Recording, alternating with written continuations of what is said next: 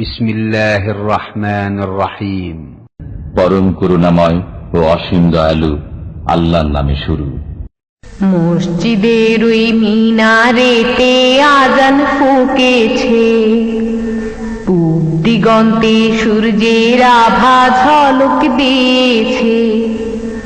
মসজিদের ওই মিনারেতে আজান ফুঁকেছে, পূব দিগন্তে সূর্যের আভা ঝলক দিয়েছে। আসসালামু আলাইকুম ওয়া রাহমাতুল্লাহি ওয়া বারাকাতুহু। বিসমিল্লাহির রহমানির রহিম। আলহামদুলিল্লাহি রাব্বিল আলামিন ওয়াস সালাতু ওয়াস সালামু আলা সাইয়্যিদিল মুরসালিন নবিয়িনা মুহাম্মদ ওয়া আলা আলিহি ওয়া সাহবিহি আজমাইন। আম্মা বাদ, ফাকাদ ক্বালা আল মুআল্লিফ রাহিমাহুল্লাহু তাআলা ওয়া আন আবি হুরায়রা রাদিয়াল্লাহু আনহু ক্বাল বা'আসা আন-নবী সাল্লাল্লাহু আলাইহি ওয়াসাল্লাম খাইলান ফাজাআত বিরাজুলিন ফারাবাতুহু বিসারিয়াতিন মিন সাওয়ারিল মসজিদ। আল হাদিস মুত্তাফাকুন আলাইহি। আল্লাহ পাক রব্বুল আলামিনের সমস্ত প্রশংসা যে আল্লাহ পাক আমাদের সৃষ্টি করেছেন এবং আমাদের কে হিদায়াত দান করেছেন। আর আমাদের জন্য আল্লাহ পাক রব্বুল আলামিন কোরআনে কারীম নাযিল করেছেন। কোরআনে কারীমের ব্যাখ্যা রাসূলুল্লাহ সাল্লাল্লাহু আলাইহি ওয়াসাল্লামের হাদিস, তাও আল্লাহ পাক তার নবীর কাছে ওহী করেছেন। সালাত এবং সালাম নাযিল হবে নবী মুহাম্মদ সাল্লাল্লাহু আলাইহি সাল্লামের উপর, যার হাদিস শিখা এবং শিখানো, ইলমের চর্চা করা, আর এটি কোরআনে কারীমের শিক্ষার পরে স্থান। আল্লাহ পাক রব্বুল আলামিন আমাদের যেন কোরআন এবং হাদিস শিখার এবং তার প্রতি আমল করার তৌফিক দান করেন। আজকের হাদিসের দর্সের বিষয়বস্তু হচ্ছে বুলুগুল মারাম থেকে বাবুল মাসাজিদের হাদিস নম্বর 199। জানি না আপনাদের হয়তো 200 বা 98, একটা কম, 97, দুটো কমে গেছে। এর আগে একটা আলোচনা হয়েছে মসজিদ সম্পর্কীয় গত সপ্তাহে, আর আজকে বেশ কিছু হাদিস আসবে যেগুলির সম্পর্ক মসজিদের সাথে, বিভিন্ন মাসলা মাসাইল যেগুলি মসজিদের সাথে সম্পৃক্ত। আবু হুরায়রা রাদিয়াল্লাহু তাআলা আনহু থেকে বর্ণিত, তিনি বলছেন যে নবী করিম সাল্লাল্লাহু আলাইহি ওয়াসাল্লাম একবার এক অশ্বারোহী ক্ষুদ্র দল পাঠালেন। খাইলান, এমনি খাইল মানে হয় ঘোড়া, খাইল মানে একটা ঘোড়াকে খাইল বলা হয়। আর খাইল বলা হয় আবার আর একটি অর্থে যারা ঘোড়সওয়ার, হ্যাঁ, ঘোড়ার পিঠে চাপে, আর ক্ষুদ্র দল, এই দলকেও বোঝানো হয়। তো এখানে এই দ্বিতীয় অর্থে এখানে খাইল শব্দটি ব্যবহৃত হয়েছে। নবী করিম সাল্লাল্লাহু আলাইহি ওয়াসাল্লাম একবার ঘোড়া পাঠালেন, হবে না, ঘোড়া কোথায় পাঠাবেন? তো নবী সাল্লাল্লাহু আলাইহি ওয়াসাল্লাম অশ্বারোহী, হ্যাঁ, ঘোড়সওয়ার একটি ক্ষুদ্র দল পাঠালেন।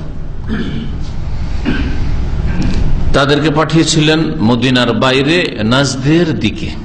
নাজদ এলাকা আল কাসিম থেকে শুরু করে রিয়াদ পর্যন্ত এই এলাকার দিকে পাঠিয়েছিলেন। শত্রু কাফের যারা বিভিন্ন দিকে ষড়যন্ত্র করছে তাদের খোঁজ খবর নেওয়ার জন্য, কে কোথায় অবস্থান করছে, কে কোথায় ইসলামের বিরুদ্ধে কিছু প্রস্তুতি নিচ্ছে, এসব জানার জন্য, দেখার জন্য বলা যায় কি অভিযান, বাংলা ভাষায় অভিযান পাঠিয়েছিল। রাস্তায় পেলেন ইয়ামামা মানে বর্তমান রিয়াজ, প্রাচীন যুগে ইয়ামামা বলা হতো। ঠিক সূক্ষ্মভাবে ইয়ামামা বলতে হলে বর্তমান রিয়াজ থেকে মনে হয় 70-80 কিলোমিটার দূর হবে আল খারজ, একটি শহর আছে, ওটা হচ্ছে প্রাচীন যুগের ইয়ামামা। আসলে ওই ইয়ামামায় বাস করত প্রসিদ্ধ একটি গোত্র আরবদের, বনু হানিফা গোত্র। এই মুসাইলামা কাযযাব যে মিথ্যুক নবুয়াতের দাবি করেছিল, সে ছিল এই এলাকার এবং এই বংশের। তো এই বংশের শাসক ছিলেন একজন সুমামা বিন ওসাল রাদিয়াল্লাহু তাআলা আনহু। কুফরির অবস্থায় ছিলেন এবং ইসলামের কট্টর শত্রু ছিলেন। কুফরির অবস্থায় মুশরিকরাও মক্কা যেত, মক্কার শ্রদ্ধা করত, কাবার তোয়াফ করত, এরা হজ উমরা করত। উমরা করতে যাচ্ছিল, রাস্তায় ধরা পড়ে যায় নবী করিম সাল্লাল্লাহু আলাইহি সাল্লামের প্রেরিত এই অশ্বারোহীদের হাতে। ফাজাআত বিরাজুলিন, এই অশ্বারোহী দল একজন লোককে ধরে নিয়ে আসলো মানে ধরে নিয়ে আসলো। ফারাবাতুহু বিসারিয়াতি মিন সাওয়ারিল মসজিদ, মসজিদে নববীতে নিয়ে এসে হাজির করলো, অর্থাৎ মদিনায় নবী করিম সাল্লাল্লাহু আলাইহি সাল্লামের নির্দেশ মোতাবেক যে একে নিয়ে গিয়ে মসজিদের কোন একটা স্তম্ভে খুঁটির সাথে বেঁধে দাও। এ হচ্ছে বন্দি কয়েদি।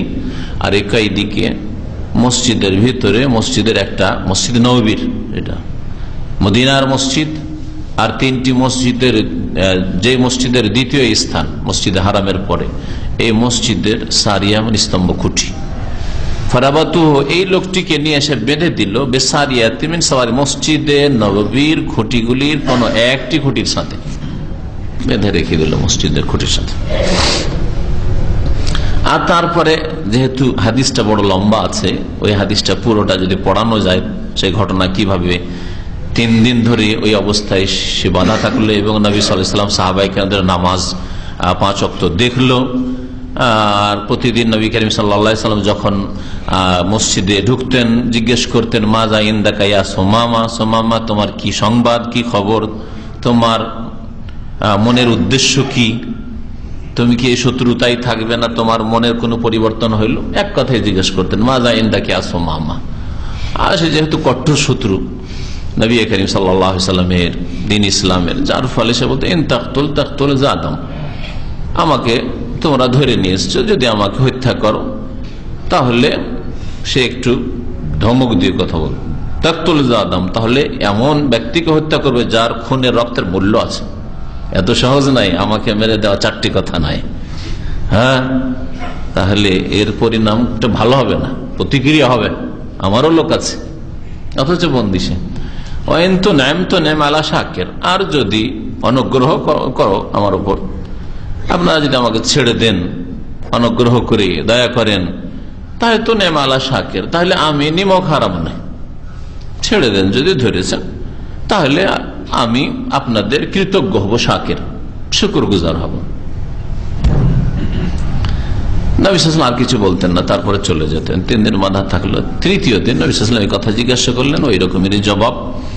কেউ কেউ এই বাক্যটা যে ওসামা ডেলি বলতো, তার আরেকটা অর্থ করেছে, যে যেন তাতে নম্রতা ছিল, যদি আমাকে হত্যা করে দেন তাহলে তাকতুল জাদাম, এমন লোক হত্যা করবেন যার রক্ত আপনাদের হাতে, আপনাদের ইচ্ছে, আর আপনাদের কাছে বন্দী হয়েছি, তখন করার কিছু নাই। যাই হোক, তৃতীয় দিন নবী করিম সাল্লাল্লাহু আলাইহি ওয়াসাল্লাম বললেন যে আতলিকু সুমামা, সুমামাকে ছেড়ে দাও, ছেড়ে দাও। নবী সাল্লাল্লাহু ছেড়ে দিলেন। 3 দিন শুধু দেখালেন যে মুসলিমদের আখলাক, ব্যবহার, চরিত্র, ইবাদত বন্দেগী সবচাইতে গুরুত্বপূর্ণ ইবাদত মুসলিম জীবনে 5 ওয়াক্ত নামাজ। দেখো মুসলিমরা কিভাবে নামাজ পড়ে, মুসলিমদের আমির, গরিব, শ্রেষ্ঠ আর সাধারণ সবাই সমান, সারিবদ্ধভাবে আল্লাহর সামনে কিভাবে দাঁড়ায়, এইসব 3 দিন ধরে দেখলো। নবী সাল্লাল্লাহু বললেন ছেড়ে দাও, ছেড়ে দিলেন সাহাবায়ে কেরাম। নবী সাল্লাল্লাহু একটা হুকুম ছেড়ে দিলেন। লোকটা আর বাড়ি কেন যাবে, গেল আশেপাশে গোসল করার ব্যবস্থা, পানি খুঁজলো, আর গোসল করে এসে মসজিদে ঢুকলো, আর বলল আশহাদু আল্লা ইলাহা ইল্লাল্লাহ ওয়া আশহাদু আন্না মুহাম্মাদান রাসূলুল্লাহ, কালেমা পড়ে মুসলিম হয়ে গেল।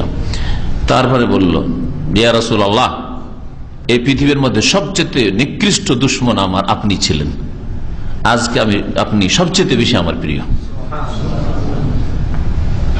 ইয়া রাসূলুল্লাহ, এই পৃথিবীতে সবচেয়ে বেশি রক্তের পিপাসু ছিলাম আমি আপনার, আজকে সবচেয়ে বেশি মূল্য আপনার রক্তের আমার কাছে। সুবহানাল্লাহ, কিভাবে পরিবর্তন, অন্তরের পরিবর্তন এর নাম। তারপরে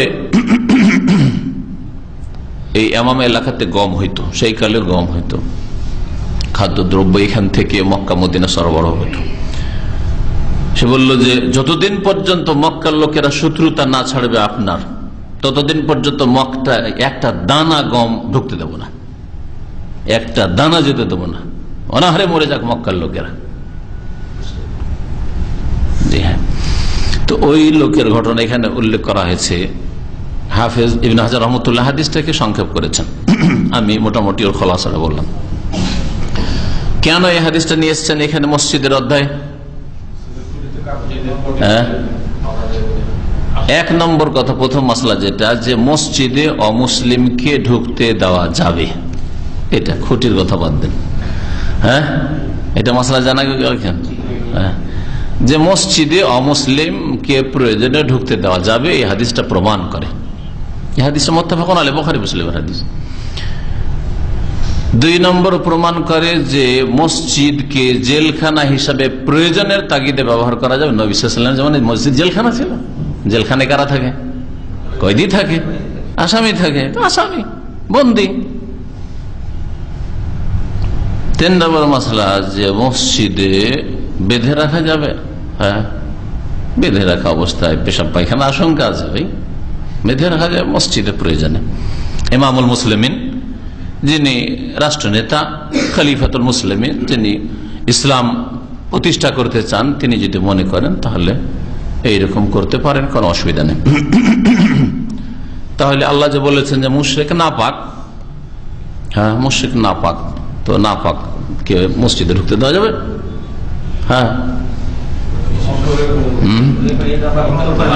অমুসলিমদের কাফেরের নাপাকি হচ্ছে অন্তরের নাপাকি, সেটা হচ্ছে শিরক আর কুফরি, অস্বীকার অথবা বহুত্ব, আল্লাহ ছাড়া অন্যকে শিরক করার নাপাকি অন্তরে রয়েছে, শরীর নাপাক নাই। শরীর যদি নাপাক হইতো তাহলে এই শুক্রবারের ভিড় ভাড়ে কত কাফের অমুসলিম যে আপনাদের সাথে ঘেঁষা লাগছে, ফিলিপিনো, নেপালি, ইন্ডিয়ান, কত দেশের এই আপনার মার্কেট এরিয়াতে, তাহলে তো আপনাদের আর গায়ে ঘেমেও থাকছে না, গরমের সিজনে তো কাপড় শরীরে নাপাক হয়ে যায়, কাপড়ই নাপাক হয়ে যায়। হবে নাকি? না, হবে না। হাতে হাতে লাগাইলে মুসলিমের সাথে হাতে হাত দিয়ে হ্যান্ডশেক করা যেতে পারে প্রয়োজনে, সালাম করা যাবে না, কিন্তু হাতে হাত দিতে অসুবিধা কি? হ্যাঁ, যেহেতু সালাম শুরু করতে নিষেধ করা হয়েছে, জবাব দেওয়া যেতে পারে, এই জন্য সালাম করবেন না। কিন্তু মুসাফা, হাতে হাত মেলানো, হ্যাঁ, অন্তরটাকে ইসলামের দিকে আকৃষ্ট করার জন্য ভালো একটা ব্যবহার দেখালে হতে পারে, সে একটু চিন্তা করতে পারে, ইসলামকে স্টাডি করতে পারে, আপনি হাতে হাতে লাগান, অসুবিধা নেই, প্রয়োজন।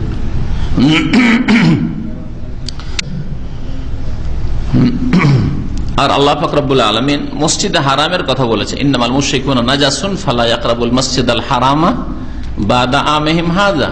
মুশরিকরা যেহেতু নাপাক, সেজন্য মসজিদে হারামের নিকটে যেন না আসে। হ্যাঁ, এই বছরের পরে যদি ভুলে গিয়ে কারো মোবাইল বেজে থাকে তাহলে তার ওজর আজকের জন্য মকবুল, আর যদি এইরকম রেখে দেয়, আর বিশেষ করে পুরাতন ছাত্র 5 বছর 7 বছর 10 বছর, তাহলে জুরমুন আজিম, বড় অপরাধ।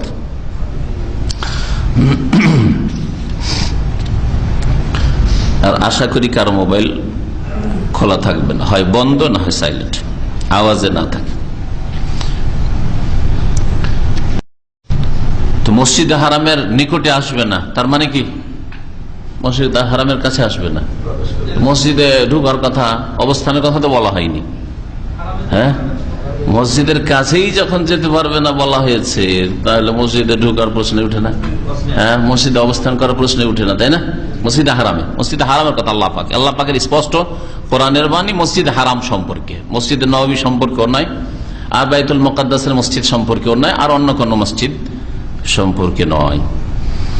এই জন্য মসজিদে হারাম সম্পর্কে উম্মতের উলামায়ে কেরামের ঐক্যমত রয়েছে। আর মসজিদে হারাম মানে শুধু মসজিদ নাই, মসজিদে হারাম মানে কোরআনের ভাষায়, হাদিসের ভাষায় হুদুদে হারাম, হারামের যতটা দূর পর্যন্ত এরিয়া রয়েছে। সবচেয়ে নিকটে 3-4 কিলোমিটার মসজিদ আয়েশা তানিম, আর দূরে আপনার আরাফার কাছাকাছি মুজদালিফা সহ আরাফা পর্যন্ত 18-20 কিলোমিটার, 22 কিলোমিটার, 25 কিলোমিটার হইতে পারে। এত দূর পর্যন্ত হচ্ছে সুরক্ষিত এরিয়া। ইসলামের এই সব এরিয়াতে একটা ভিসা ছাড়া প্রবেশ করতে পারবে না, তা হচ্ছে লা ইলাহা ইল্লাল্লাহ। প্রত্যেক সরকারের একটা সুরক্ষিত এরিয়া রয়েছে, ক্যান্টনমেন্ট এরিয়া রয়েছে, যে কোনো দেশে নাই। আপনি দেশের নাগরিক, আর আর্মিও নাগরিক, আপনিও নাগরিক, আর্মি আরামসে ঢুকছে, আপনাকে কেন ঢুকতে দেওয়া হচ্ছে না? যদি বলেন আরে আমি নাগরিক নয়, আমি কি 3rd ক্লাস নাগরিক নাকি? হ্যাঁ, আমি আর্মির চাইতে শিক্ষিত, আমি ডক্টর, আমি ইঞ্জিনিয়ার, আমি এই সেই প্রফেসর, আমি ঢুকবো এখানে, ঢুকতে দেবে? দেবে না।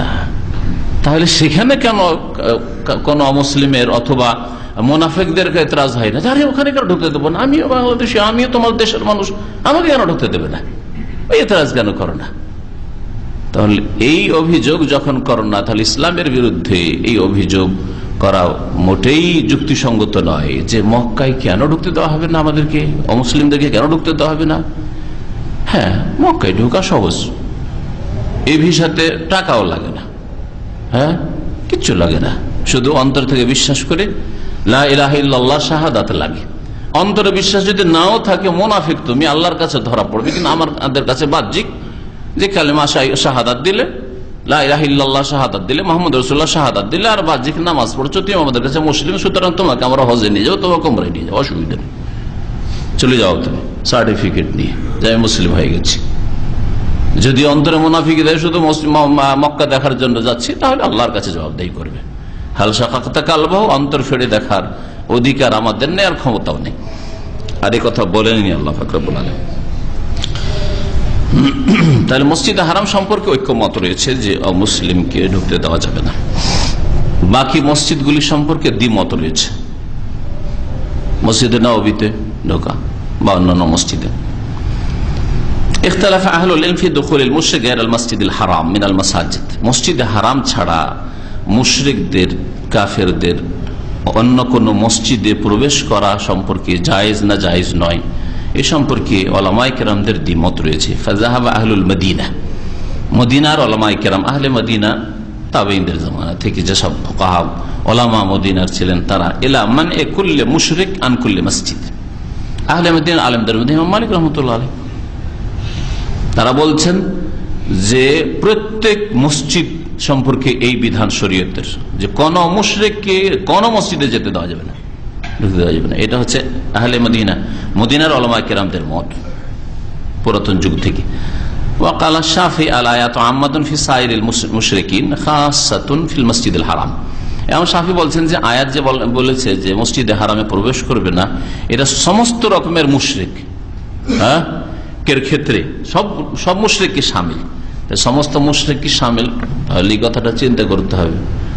কেউ মূর্তি পূজা করে, হ্যাঁ কেউ অগ্নি পূজা করে, কেউ মাজার পূজা করে, হ্যাঁ কেউ তাজিয়া পূজা করে, হ্যাঁ কেউ ইয়া আলী ইয়া হুসেন করে, সবগুলি মুশরিক, সবগুলি মুশরিক। ইমাম শাফি রহমতুল্লাহর কাছে যে কোনো মুশরিক এতে শামিল। যারা তৃতীয়বাদী বিশ্বাসী খ্রিস্টান তারাও শামিল, আহলে কিতাবও শামিল, যারা ওজাইরকে আল্লাহর পুত্র বলেছে ইহুদিও শামিল, সকলে শামিল এতে। মুশরিক মানে শুধু পৌত্তলিক নয়, যে কোন রকমের মুশরিক হোক না কেন এতে শামিল। কোন রকমের মুশরিক কোন মসজিদে প্রবেশ, মসজিদে হারামে প্রবেশ করবে না, হ্যাঁ ফিল মসজিদ হারাম। ফালা ইউমনাউনা মিন দুখুলি গায়রিহি মিনাল মাসাজিদ। ইমাম শাফির নিকটে তাহলে মসজিদে হারাম ছাড়া অন্য কোন মসজিদে যদি ঢুকতে চায় বা কেউ ঢুকাতে চায় তো বাধা দেওয়া যাবে না, বাধা দেওয়া যাবে না।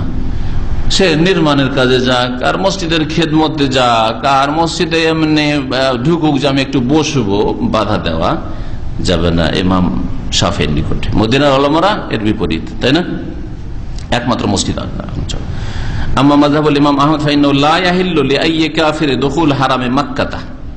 ইমাম আহমদ বলছেন যে কোন কাফেরের জন্য মক্কার হারাম এরিয়াতে প্রবেশ করা জায়েজ নয়, হালাল নয়। আম্মাল মাসাজিদুল উখর ফালাইসা লাহু দুখুলা। অন্য মসজিদ সম্পর্কেও তার মত যে সেগুলিতে প্রবেশ করবে না, তার করতে দেবে না। ওয়ালাউ কানাত মাসাজিদুল হিল, যদিও হালাল এরিয়ায় সারা বিশ্বের যে কোন দেশের মসজিদ হোক না কেন, ইল্লা লিহাজাতিন, তিনি একটা রাস্তা রেখেছেন। ইমাম শাফিঈ থেকে একটু পার্থক্য কি হলো যে ইমাম আহমদ বিন হাম্বলের মতে প্রয়োজনের তাগিদে, আমাদের প্রয়োজন এই কাজটা মসজিদের করাতে হবে, টেকনিশিয়ান প্রয়োজন, এসির জন্য ইলেকট্রিশিয়ান প্রয়োজন, হ্যাঁ আরো যে কোনো কাজে, বিল্ডিং তৈরি হচ্ছে, কিছু কাজ হচ্ছে, প্রয়োজন। আর অমুসলিম বেশি ভালো এই কাজে কোন বিশেষ ক্ষেত্রে, তাহলে প্রয়োজনে লিহাজাতেন, প্রয়োজনে মসজিদে ঢুকতে দেওয়া যাবে। কামাল্লা উস্তুজেরা লেমারাতিহা, যদি কাউকে চুক্তি করে নিয়ে আসা হয় ভাড়া করে মসজিদ নির্মাণের জন্য, ইসলাহিহা বা রিপেয়ারিং এর জন্য, হ্যাঁ মেরামতের জন্য ইত্যাদি। ইমাম বুখারী রাহমাতুল্লাহ আলাইহির মতো তার সহিহ বুখারী থেকে বোঝা যায় যে মুশরিক মসজিদে প্রবেশ করতে পারবে মসজিদে হারাম ছাড়া। তার একটা অধ্যায় রয়েছে সহিহ বুখারীতে, বাবু দুখুলিল মুশরিকিল মসজিদা। এই অধ্যায় হচ্ছে মুশরিকের মসজিদে প্রবেশ করা সম্পর্কে। আর তাতে এক ওই বেদুইনের হাদিস নিয়ে এসছেন যে ইসলাম সম্পর্কে জিজ্ঞাসা করে, ইয়া মোহাম্মদ, ইয়া মোহাম্মদ কোন মুসলিম বলবে? হ্যাঁ, জায়েজ না এটা কোন মুসলিমের জন্য বলা যায় যে নবীকে ওইভাবে সম্বোধন করবে যেভাবে আপনাকে আমাকে সম্বোধন করবে, ঠিক না? লা তাজালু দুআ রাসূল বাইনাকুম কাদুআই বাযকুম বাযা, তোমরা একে অপরকে যেভাবে ডেকে থাকো, হ্যাঁ অমুক ভাই, হেলাল ভাই, নবী করিম সাল্লাল্লাহু আলাইহি ওয়াসাল্লামকে এভাবে ডাকা জায়েজ নয়, আল্লাহ নিষেধ করেছেন। ইয়া রাসূলুল্লাহ বলে ডাকতে হবে, হ্যাঁ ইয়া নবী আল্লাহ, এভাবে ডাকতে হবে। সাহাবারা এভাবে ডাকতেন। তো কি বলছিলাম, যে ইমাম বুখারী রহমতুল্লাহ আলাইহি ওই লোকটির হাদিস, বেদুইন যে এসে অসভ্য এসে জিজ্ঞাসা, ইয়া মোহাম্মদ আখবিরনি মানিল ইসলাম, হ্যাঁ ইসলাম কি বলেন আমাকে। মুসলিম ছিল সে। ওয়া হাদিসুল ইয়াহুদ আল্লাযিনা যাকারু, আর ইহুদিরা একবার এক মহিলা এক পুরুষের কেস নিয়ে এসেছিল ওদেরকে নিয়ে মসজিদে নবী সাল্লাল্লাহু আলাইহি ওয়াসাল্লামের কাছে, জিনা করেছে ওর বিচার করার জন্য।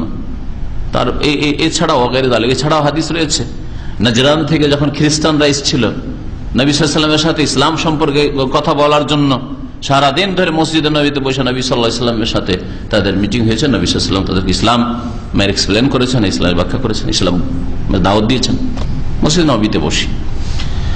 মসজিদে নবীতে বর্তমান যে নিষেধাজ্ঞা সেটা আইনগত বিষয়, সেটা শরীয়তের ওই রকম বিষয় নয় যে একেবারেই ঢুকতে দেওয়া যাবে না, প্রয়োজনের তাগিদে মদিনায় প্রবেশ করতে পারবে, কিন্তু যতটা সুরক্ষিত থাকে ততটা ভালো।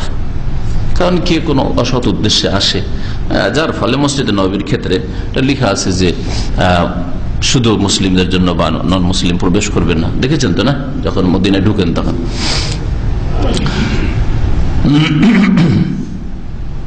এখন আসুন আর একটি বিষয় মসজিদ সম্পর্কে। ওয়া নবী হুরায়রা রাদিয়াল্লাহু আনহু আন্না উমর রাদিয়াল্লাহু আনহু মাররা বিহাসান ইউনশিদু ফিল মসজিদ ফালাহাযা ইলাইহি ফাকালা ক্বাদ কুনতু উনশিদু ফিহি ওয়া ফিহি মান হুয়া খায়রুম মিনকা। আবু হুরায়রা রাদিয়াল্লাহু তাআলা আনহু বর্ণনা করছেন যে উমর রাদিয়াল্লাহু তাআলা আনহু একবার তার আমলে তার খেলাফতের জামানে হাসান বিন সাবিত রাদিয়াল্লাহু তাআলা আনহু পাশ দিয়ে অতিক্রম করলেন মসজিদে। তিনি কি করছিলেন? ইউনশিদু ফিল মসজিদ, মসজিদে কবিতা আবৃত্তি করছিলেন, কবিতা পড়ছিলেন। তাহলে এই হাদিস আজকালকার যুগে যে ইসলামিক মাহফিল মসজিদে হচ্ছে বা কোন একটা অনুষ্ঠান হচ্ছে আর ইসলামিক সঙ্গীত পাঠ করলো, হ্যাঁ এটা সম্পর্কে কি বিধান, চলবে না চলবে না সঙ্গীত পাঠ করা, যাতে অশ্লীলতা নেই আর শিরকুফরি নেই। যদি কোন গান বা সঙ্গীতে বা কবিতায় অশ্লীলতা থাকে তাহলে অশ্লীলতার কারণে হারাম। যদি শিরকুফরি থাকে, অতিরঞ্জন বাড়াবাড়ি থাকে কোন কারো সম্পর্কে বা কিছু সম্পর্কে, তাহলে সেটা শিরক হওয়ার কারণে বা অবাস্তব হওয়ার জন্য হারাম। যেমন বিদাতি মুশরিকদের কবিতাগুলি নবী সম্পর্কে, নাতে রসুলগুলি সব শিরকে ভরা। ভারত, বাংলাদেশ, পাকিস্তানে উর্দু ভাষায় হোক আর বাংলা ভাষায় যতগুলি নাত শরীফ সবগুলি শিরক, বিদাত আর গুমরাহিতে ভরা, অতিরঞ্জনে ভরা। নবী নূরের পয়দা, নবীর ছায়া ছিল না, হ্যাঁ নবী আলমুল গায়ব, নবী দ্বিতীয়বারের মুখতার, এইসব কথা বলতরা, হ্যাঁ। তো এই জন্য জায়েজ নাই। অশ্লীলতার চাইতে বড় পাপ হচ্ছে শিরক। মসজিদও জায়েজ নাই আর আপনার বাড়িতেও জায়েজ নাই, বরং এইসব মুখস্থ করাও জায়েজ নাই, পড়াও জায়েজ নাই, ঠিক না? আর এমনি যদি গঠনমূলক কোন কবিতা হয়, কাব্য রচনা করলেন অথবা কারো কবিতা আপনি পাঠ করলেন, আবৃত্তি করলেন, বাইরেতে কোনো অসুবিধা নেই। তবে এটাকে একেবারে আপনার পেশা হিসেবে গ্রহণ করা আপত্তিকর। কবিতাকে বা সঙ্গীতকে, হ্যাঁ এটাকে পেশা হিসেবে গ্রহণ করা অপছন্দনীয় কাজ। নবী করিম সাল্লাল্লাহু আলাইহি ওয়াসাল্লাম শের শায়রির কাব্য রচনার নিন্দা করেছেন, বরং কোরআনে কারীম আল্লাহ পাক নিন্দা করেছেন। ওয়াশ-শুআরা ইয়াত্তাবিউহুমুল গাউন, আলাম একটা সূরার নামই সূরা শুআরা, ওখান থেকে এই আয়াতের ওই সূরায় রয়েছে, সেজন্য ওয়াশ-শুআরা ইয়াত্তাবিউহুমুল গাউন, যারা কবি তাদের অনুসারী কারা হয়? পথভ্রষ্ট বদমাইশরা, মাঠে মাঠে ঘুরে বেড়ায়। হ্যাঁ, আর একটা চিত্র দেখলো, ওটাকে তিলকে তাল করে পেশ করলো। একটা মহিলা দেখলো, কি থেকে কি পেশ করে বসে থাকলো, ও পছন্দ লেগেছে তাকে। একটা ঘোড়া দেখলো, গাধা দেখলো, একটা নদী দেখলো। আমাদের হ্যাঁ আঁকি চলে আঁকে বাঁকে, পড়েছেন না সঠিক?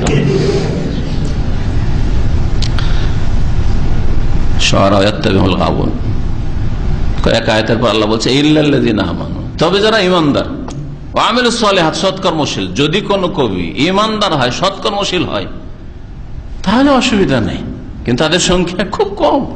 যেমন আল্লামা ইকবাল, হ্যাঁ, এরা হলো ইসলামের খাদেম, হ্যাঁ, কবি। এদের কবিতা হচ্ছে ইসলামিক কবিতা। আর বাকি যাদের কবিতা রয়েছে বাজারে, সে মুসলিম হোক আর অমুসলিম হোক, হয় বিদাতি কবিতা, আর না হলে ইসলাম বিরোধী কবিতা, না হয় অশ্লীলতা ভরা চরিত্রহীনতা। সুতরাং কাব্য রচনার পেশা ভালো নয়।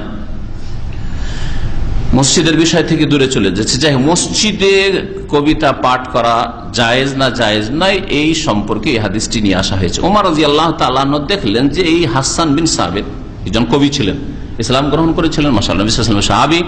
আর নবী করিম সাল্লাল্লাহু আলাইহি ওয়াসাল্লাম তার জন্য মেম্বার রেখে দিতেন, আর মেম্বারে চড়িয়ে দিতেন। মেম্বারে চড়ে চড়ে সে কবিতা পাঠ করতো কাফেরদের বিরুদ্ধে, ইসলামের ডিফেন্সের জন্য, প্রতিরক্ষার জন্য, ইসলামের খেদমতে। তাহলে কবিতাকে ইসলামের খেদমতে নিয়োজিত যদি কেউ করে তাহলে ভালো কথা, মুসলিমদেরকে যদি সজাগ করে তাহলে ভালো কথা। কারণ কবিতার মাধ্যমে বড় কাজ হয়। গদ্য দিয়ে অতটা খেদমত হয় না যতটা পদ্য দিয়ে খেদমত হয়। মানুষের উপর প্রতিক্রিয়া সৃষ্টি হয়, তাই না? নাচতে শুরু করে, একটু বসে থাকতে থাকতে শুরু করে দিয়েছে, কবিতা শুনতে ঝুঁকতে শুরু করেছে। অথচ 1 ঘন্টা বক্তব্য শুনলে ঘুম চলে, আধা ঘন্টা দিয়ে ঘুম চলে আসে, কত দূরের কথা, ঘুম চলে এসছে, তাই না? সারা রাত কবিতা শুনলে আর গান শুনলে সুর, আমি অশ্লীল গানের কথা বলছি, অশ্লীল গান শুনলে তো 2-4 দিন ঘুম আসবে না ফাসিকদের, তাই না? কিন্তু কথা হচ্ছে যে যদি গঠনমূলক কথাবার্তা হয় আর সুর কণ্ঠ সুন্দর হয়, তাহলে সারা রাত ঘুম আসবে না। প্রতিক্রিয়া মানুষের উপর রয়েছে, তাসির খুব বড়ই প্রবল এর কবিতার। একে দেখে ওমর রাদিয়াল্লাহু তাআলা আনহুর একটু রাগ হইলে, কি কাজ করে, মসজিদের আদবের বিপরীত কাজ করে। ফালাহাজা ইলাইহি, তিনি তার দিকে কটু দৃষ্টিতে দেখলেন বা অসন্তুষ্টি মনোভাব নিয়ে দেখলেন, যেটা তেরছা নজরে দেখা আমরা বলি আমাদের আঞ্চলিক ভাষায়। কি বলেন আপনারা? হ্যাঁ, টেড়া চোখ, হ্যাঁ, আর চোখে বলছে টেড়া চোখ, ঠিক। এক এক এলাকা এক এক রকম ছিলেন। যে এটা হচ্ছে লাহাজা, মানে চোখ কাত করে দেখা, রাগের ভাব নিয়ে। ফাঁকা আলো বুঝতে পেরেছে আমার উপর রাগছেন খলিফাতুল মুসলিমিন আমিরুল মুমিনিন। তখন তিনি বলছেন, কাদ কুনতু উনশিদু ফিহি, আমি এই মসজিদেই কবিতা পাঠ করতাম। ওয়া ফিহি মান হুয়া খায়রুম মিনকা, এমন সময় পাঠ করতাম যেই সময় ওই মসজিদে অবস্থান করতেন এমন ব্যক্তি যিনি আপনার চাইতে শ্রেষ্ঠ মানুষ। আপনার চাইতে শ্রেষ্ঠ মানুষ মসজিদে বসে থাকতেন, আর আমি মসজিদেই কি করতাম? কবিতা পাঠ করতাম, কবিতা আবৃত্তি করতাম। সুতরাং আপনি আমাকে রাগের নজরে দেখেন না, ভুল কাজ করিনি আমি। মুত্তাফাকুন আলাইহ, বুখারী মুসলিমের হাদিস। তো এই হাদিস কি প্রমাণ করে? যে যদি গঠনমূলক কবিতা হয়, সঙ্গীত হয়, যেগুলোকে আজকাল ইসলামিক সঙ্গীত বলা হচ্ছে, ওটাও দুভাগে ভাগ করতে হবে, ইসলামিক বেদাতি সঙ্গীত আর ইসলামিক সুন্নতি সঙ্গীত। যদি ইসলামিক সুন্নতি সঙ্গীত হয়, কোরআন হাদিস ভিত্তিক, কোরআন সহিহ হাদিস ভিত্তিক, তাহলে পড়া যাবে। আর বিদাতি সঙ্গীত যদি হয় পড়া যাবে না। অশ্লীল সঙ্গীত হয় পড়া যাবে না, হ্যাঁ, যাতে চরিত্র নষ্ট করে, আকীদা নষ্ট করে, মানুষের গড়ে না ভাঙে, হ্যাঁ, গঠনমূলক নয়, ধ্বংসমূলক, তাহলে জায়েজ নেই। সে সমাজের জন্য হোক, আর চরিত্রের জন্য হোক, আর ব্যক্তির জন্য হোক। এই জন্য যে কবিতা চলবে না, বলছেন যেগুলোতে কারো কুৎসা গাওয়া হয়েছে। কবিতায় কিন্তু কুৎসা খুব আঘাত লাগে। কবিতায় যদি কারো কুৎসা গাওয়া হয় খুব চরম আঘাত লাগে। প্রশংসা যদি করা হয় তো তাড়াতাড়ি ফুলে যায়, তাই না? কবিতার আকারে এইরকমই যদি মহিলা সংক্রান্ত কথা আসে কবিতায়, তাহলে জায়েজ নাই, যে কোনো জায়গায় জায়েজ নাই। এইরকমই কোনো বাতিল কথা হয় তাহলে জায়েজ নাই। আমাল মুনাফিহাতু আন দীনিল্লাহ, আল্লাহর দ্বীনের পক্ষ থেকে যদি আপনি হ্যাঁ, শত্রুদের বিরুদ্ধে কথা বলেন, আল্লাহর দিন কে শক্তিশালী করার জন্য, আল্লাহর দিনের প্রচারের জন্য আপনি কবিতার আকারে কথা বলেন, মানে কাব্য রচনা করেন বা কবিতার আবৃত্তি করেন। আর বাতিলকে ভালো কথা দিয়ে হক কথা কবিতার আকারে পেশ করে যদি আপনি বাতিলের খণ্ডন করতে চান, উপদেশমূলক কথা বলতে চান, হেকমতপূর্ণ প্রজ্ঞাপূর্ণ কথা বলতে চান, মিম্মা লাহু গারাজুন সাহি, সৎ উদ্দেশ্য নিয়ে, ফালা মানে আমিন হো, তাহলে তাতে কোনো আপত্তি নেই। বুঝতে পারছেন স্পষ্ট? জি হ্যাঁ।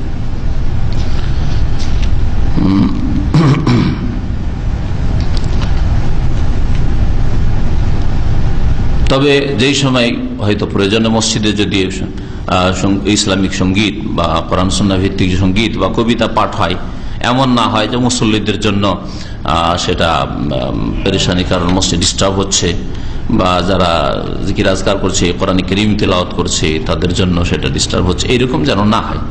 হ্যাঁ, দিন শিখার বিষয়টি আলাদা। এখানে আর একটা কথা উল্লেখ করে দিই, যারা সহি আকীদা বরদাস্ত করতে পারে না, বিশেষ করে ভারত, বাংলাদেশ, পাকিস্তানের মানুষ, বিদআতপন্থীরা, এখানে যখন সালাম ফিরার পরে একটা দার্স শুরু হয়ে যায়, তখন তাদের গায়ের বড় জ্বালা হয়ে যায়, আর মনে করে হ্যাঁ লোকেরা ওইদিকে ফরজ নামাজ পড়ছে, এত লোক সুন্নাত পড়ছে, আর আপনার দার্স শুরু করে দিচ্ছেন। হ্যাঁ, একদিন নাকি ইন্ডিয়ান উর্দু ভাষায় মসজিদে বক্তব্য করছিলাম, ও দাঁড়িয়ে গেছে, আমি বুঝতে পারিনি, প্রথম মনে করছে মাসলা জিজ্ঞাসা করে বসিয়েছি, কারণ দেখি যে বেয়াদবি করছে, আমি কিন্তু জোরে প্রথম হালকা করি, যদি হালকাতে না বস, তো দিয়েছি বসিয়ে, ওকে কিন্তু বসতে পারছে না, অত করে বরদাস্ত হচ্ছে না, কারণ আকীদার কথা বরদাস্ত হয়, বিদআতি ও আকীদা শুনতেই পারে না, ও তাওহীদ শুনতেই পারে না, সুন্নাত শুনতেই পারে না, কিচ্ছা কাহিনী হলে বসে যেত। চলে গেল টান দিয়ে। পরে ওই ভাইয়েরা বললো যে আসলে বলতে চাইছিল যে আপনি নামাজ পড়ছেন লোকের আর কেন আলোচনা করছেন, এইটা বলতে চাইছেন। ও বক্তব্যের মধ্যে আমার বক্তব্য বন্ধ করে ও প্রশ্ন করবে, মানে ডিস্টার্ব করবে। এটা হচ্ছে বিদআতীদের বদ চরিত্র। এদের জবাবে ইমাম আহমদ রহমতুল্লাহ আলাইহির কথা বলি আপনাদেরকে। ইমাম আহমদ রহমতুল্লাহ আলাইহি একদিন দর্স শুরু করেছেন সালাম ফিরার পরে, আর কিছু লোক সুন্নাত পড়া শুরু করেছে, মানে দাঁড়িয়ে সুন্নাত পড়তে যাচ্ছে, এই জলিস বসো, বলছে এটা হচ্ছে ইলম শিখার সময়, ইলম আগে আমল পরে, তোমার সুন্নত নফল নামাজ পরে ওটা আমল, তোমার ব্যক্তিগত আমল, আর ইলম যে শিখে তার উপকার হয়, আর বহু লোকের ওর তার উপকার হয়। ইলম শিখার সময় সুতরাং আগে ইলম শিখো, পরে তুমি তোমার আমল করবে নামাজ পড়ে। কথা বুঝতে পেরেছেন? জি হ্যাঁ। তো এটা হচ্ছে সালাফে সালেহিনের তরিকা, যে ইলম চর্চা হইলে আর নফল সুন্নত আমল নাই। হ্যাঁ, ফরজ, যদি ফরজ নামাজ মসজিদে চলছে তাহলে আপত্তি কর, ফরজ নামাজের টাইমে আগে নামাজ পড়েন, এটা বলার অধিকার আছে। ফরজ নামাজের ওয়াক্ত হয়ে গেছে, আজানের ওয়াক্ত হয়ে গেছে, আর আপনি বক্তব্য চালাবেন, হ্যাঁ তখন বলেন যে আজান দিতে দেন, নামাজ পড়তে দেন। কিন্তু ফরজ পড়া হয়ে গেছে, আপনার সুন্নত হয় বাড়িতে গিয়ে পড়েন। যদি খুব গায়ের জ্বালা হয় যে তাওহীদ আকীদা শুনতে পারছি না, বরদাস্ত করতে পারছি না, আর না হলে চুপচাপ বসেন, ইলম শেখেন, ইলম শিখা ফরজ, সুন্নত পরে পড়বেন। আবু হুরায়রা রাদিয়াল্লাহু তাআলা আনহু থেকে বর্ণিত, ক্বালা ক্বালা রাসূলুল্লাহ সাল্লাল্লাহু আলাইহি ওয়াসাল্লাম, তিনি বলছেন যে রাসূলুল্লাহ সাল্লাল্লাহু আলাইহি ওয়াসাল্লাম বলেছেন, মান সামিআ রাজুলান, কোন ব্যক্তি যদি কোনো ব্যক্তিকে এই কথা বলতে শুনে বা কোনো ব্যক্তি থেকে শোনে, কি শোনে, ইয়ানশুদু দাল্লাতান ফিল মসজিদে, যে মসজিদে সে হারিয়ে যাওয়া বস্তু সন্ধান করছে, তলাশ করছে, মসজিদে মাইকে হোক আর এমনি দাঁড়িয়ে হোক, হ্যাঁ, বা মসজিদে লোকেরা বসে আছে আর ওদেরকে একটা একটা করে জিজ্ঞাসা করে হোক, ভাই আমার একটা ঘড়ি হারিয়ে গেছে, ভাই আমার একটা মোবাইল হারিয়ে গেছে, আমার ছেলে হারিয়ে গেছে, গ্রামাঞ্চল বলছে আমার ছাগল বকরি হারিয়ে গেছে, কার গরু হারিয়ে গেছে, কেউ যদি জানতে পারেন বলবেন, জায়েজ নয় এটা বলা। আর যদি এরকম বলে তো বদদুয়া দাও, অভিশাপ দাও, উল্টো দোয়া দাও। নবী করিম সাল্লাল্লাহু আলাইহি ওয়াসাল্লামের হুকুম, ফালিয়াকুল, তাহলে শ্রোতারা যারা শুনবে যে এরকম মসজিদে কোনো কিছু তলাশ করছে, ঘোষণা করছে হারিয়ে যাওয়া বস্তুর, তো লোকেরা যেন বলে তাকে, লা রাদ্দাহাল্লাহু আলাইকা, আল্লাহ পাক তোমাকে ওই বস্তুটি যেন ফিরিয়ে না দেন, তুমি ফিরিয়েই না পাও, তাহলে ছেলে খবরদার খোঁজ করতে যাবেন না, না হলে বদদুয়া পাবে যে তোমার ছেলে ফিরেই না আসে। হ্যাঁ, বকরি ছাগল হারিয়ে গেছে আর খোঁজ করতে যাবেন, ও ফিরিয়েই পাবেন না, কারণ কেউ তো কোরআন হাদিস জানে, সবাই না জানলে অনেকে জানে, বলবো লা রাদ্দাহাল্লাহু আলাইকা, বদদুয়া পাবেন। নবী করিম সাল্লাল্লাহু আলাইহি ওয়াসাল্লামের হুকুম এটা, ফালিয়াকুল, বদদুয়া দাও ওকে, এই বলে যে লা রাদ্দাহাল্লাহু আলাইকা, আল্লাহ পাক তোমাকে যেন সেই বস্তুটি ফিরিয়ে না দেন। দোয়ার ক্ষেত্রে লা ব্যবহার করা যাবে মাজির ওপর, এর একটা নজির, এটা গ্রামারিটিক্যাল নজির বললাম, যারা গ্রামার চর্চা করছেন বা আরবি ক্লাস করছেন তাদের জন্য। না হলে মাজির ওপর লা আসে না, মা আসে। হ্যাঁ, মা আসে। মা দাখাল তো আমি প্রবেশ করিনি, লা দাখাল তো চলবে না, কিন্তু বদদুয়াতে বা দুয়াতে চলবে লা। কেন হারিয়ে যাওয়া বস্তু মসজিদে তলাশ করা যাবে না বা ঘোষণা করা যাবে? ফাইনাল মাসাজিদ লাম তুবনা লিহাযা, কারণ মসজিদকে এই উদ্দেশ্যে বানানো হয়নি, মসজিদ এই উদ্দেশ্যে নির্মিত হয়নি। মসজিদ বানিয়েছে তোমার হারিয়ে যাওয়া বস্তু তলাশ করার জন্য, তার ঘোষণা করার জন্য না, কখনো না। রাওয়াহু মুসলিম, সহিহ মুসলিমে এই হাদিসটি রয়েছে। তো হাদিস থেকে স্পষ্ট যে মসজিদের আদব হচ্ছে যে মসজিদে হারিয়ে যাওয়া বস্তু তলাশ করবেন না। এরই কাছাকাছি আর একটি হাদিস রয়েছে, তাও আবু হুরায়রা রাদিয়াল্লাহু তাআলা আনহু থেকে বর্ণিত। দেখেন, বলছেন তিনি যে আন্না রাসূলুল্লাহ সাল্লাল্লাহু আলাইহি ওয়াসাল্লাম قال, রাসূলুল্লাহ সাল্লাল্লাহু আলাইহি ওয়াসাল্লাম বলেছেন, ইযা রাআইতুম মান ইয়াবিউ আও ইয়াবতাউ ফিল মসজিদ, যখন তোমরা দেখবে যে কোনো ব্যক্তি মসজিদে বিক্রি করছে, আও ইয়াবতাউ অথবা ক্রয় করছে, খরিদ করছে, ফিল মসজিদে মসজিদে, বা যারা বায়াদ দেব মানে বিক্রি করা, হ্যাঁ সেল করা। আর ইয়াবতাও, ইবতা ইয়াবতাও বাবে ইফতিয়াল থেকে ওর মানে হচ্ছে ওর বিপরীত, খরিদ করা। হ্যাঁ, বুঝতে পারলেন? যেই ব্যক্তি বিক্রি মসজিদে বিক্রি করছে, বেচছে অথবা কিনছে, কেনা বেচা করছে, ক্রয় বিক্রয়, যদি এইরকম কাউকে দেখো তো ফাকুলুল্লাহু, এদেরকেও বলো, কি বলবে? লা আরবাহাল্লাহু তিজারাতাক, আল্লাহ যেন তোমার ব্যবসায় বরকত না দেন, তোমার ব্যবসায় মুনাফা না দেন। রিব মানে হচ্ছে মুনাফা, লাভ। আল্লাহ পাক যেন তোমাকে তোমার ব্যবসায় লাভবান না করেন, যে খরিদ্দার তোমার ব্যবসায় যেন লাভ না হয়, তুমি যা কিনলে, হ্যাঁ, যে বিক্রেতা বিক্রি করলে তোমার ব্যবসায় যেন লাভ না হয়। তো মসজিদের বারান্দায় কিছুদিন এখানে ঢুকে যাচ্ছিল লোকেরা বিক্রি করতে, এখন ওই বোর্ড ফোর্ড লাগিয়ে একটু নিচে নেমেছে। হ্যাঁ, তো এটা জায়েজ নাই, যে কোনো জিনিসই বিক্রি করেন না কেন মসজিদে বিক্রি করা জায়েজ নয়, মসজিদে কেনাও জায়েজ নয়। রাওয়াহুন নাসাই, হাদিসটি ইমাম নাসাই বর্ণনা করেছেন, তিরমিজি বর্ণনা করেছেন, হাদিসটিকে হাসান বলেছেন ইমাম তিরমিজি। হাদিসটি সহিহ, হাদিসটি সহিহ। ইমাম সয়ুতি হাদিসটিকে সহিহ বলেছেন, ইমাম হাকিম সহিহ বলেছেন, ইমাম যাহাবী সমর্থন করেছেন ইমাম হাকিমের। ইমাম আলবানী বলছেন সানাদুহু সহিহুন আলা শারতে মুসলিম, এর সনদ সহিহ। আর ইমাম মুসলিমের শর্ত মোতাবেক, ইমাম মুসলিমের শর্ত নাসাই তিরমিজির চাইতে আরো শক্ত, তাহলে হাদিস উচ্চমানের সহিহ বলতে হবে। হাদিস স্পষ্ট, তাই না? ব্যবসা বাণিজ্য করা যাবে না। ব্যবসা বাণিজ্য যদি কেউ করে নেই, মসজিদের মধ্যে কেনা বেচা করে নিচ্ছে, তো হবে না? হবে না। মসজিদের মধ্যে একটা লোক ইসলামিক ওয়াজের সিডি বিক্রি করতেছে, বলেন ইসলামেরই তো জিনিস, মসজিদে অনুষ্ঠান চলছিল, সিডি কিনে ফেললেন, টাকা দিলেন, নিলেন। ভালো উদাহরণ দিলাম, যাতে করে দুনিয়ার যেগুলো কেনা ওগুলো বাদই চলে যায়, তাই না? এটা বই, ইসলামিক বই, সহিহ বুখারী বাংলায়, হ্যাঁ, আরো কিছু সিরাত নবী বাংলায় বিক্রি করার জন্য মসজিদের ভিতরে বইসা বিক্রি করছে, হ্যাঁ, আর আপনি কেনছেন, বেচছেন, জায়েজ নয়। নবী সাল্লাল্লাহু আলাইহি সাল্লাম থেকে এরকম কোন প্রমাণ নাই, সুতরাং বরং নিষেধ আছে যেখানে আম হবে, ব্যবসাটা বাইরে করেন, কেনা বেচা আর এরকম টাকা পয়সা আদান প্রদানটা বাইরে করেন।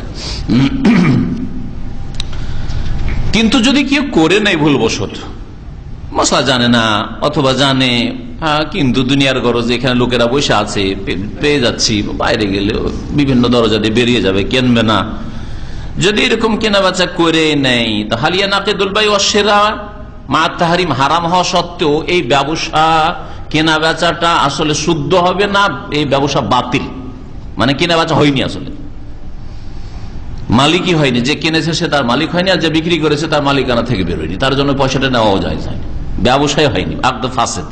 যেমন বিবাহ, অনেক সময় বিবাহ কবুল, ইজাব কবুল হইলেও সেটা বাতিল হয়, যেমন ওলি অভিভাবক না থাকলে বাতিল, ফাসেদ বিবাহ, আকদে নেকা বাতিল। ওই রকমই এইরকম ব্যবসা কি বাতিল হবে না? হবে না। ইমাম শাফি আর অনেক ওলামারা বলছেন যে হারাম যদিও, কিন্তু এরকম কাজ যদি হারাম কাজ করে নেয় গুনাহগার হবে, তবে ব্যবসাটা হয়ে যাবে, আকদে বাই হয়ে যাবে, যা কেনা বেচা হয়ে গেছে, হয়ে গেছে, গুনাহ তওবা করুন। ইমাম আহমদ বলছেন যে আন্নাহু ইয়াহরুমু ওয়া লা ইয়ানাকিদ, এই ব্যবসা হারাম এবং এই কেনা বেচা শুদ্ধই হয়নি, সুতরাং একজনের মালিকানা থেকে আরেকজনের মালিকানা যে মাল সামান কেনা বেচা হয়েছে বেরিয়ে যায়নি, হয়নি আসলে এটা। আল্লাহু আলাম। এক কথায় হারাম, এতে কোন সন্দেহ নেই।